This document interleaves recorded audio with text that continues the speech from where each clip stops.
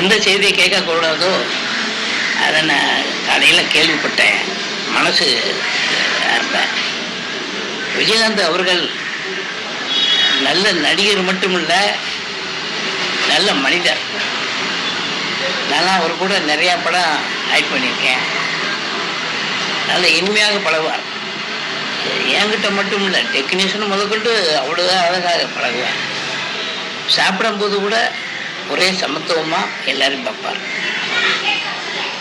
அவர் இருக்கும்போது மிகப்பெரிய நல்ல காரியம் என்ன பண்ணார்னா, நடிகர் சங்க கடன் அவ்வளோ இருந்தது.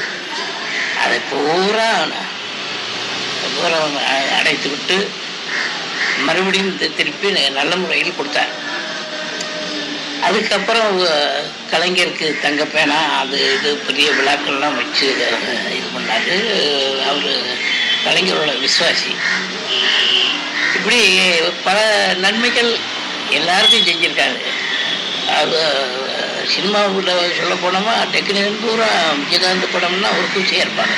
அவ்வளவு அவர் இன்னைக்கு இறந்துட்டாங்க தான் ரொம்ப வருத்தமாக இருக்குது.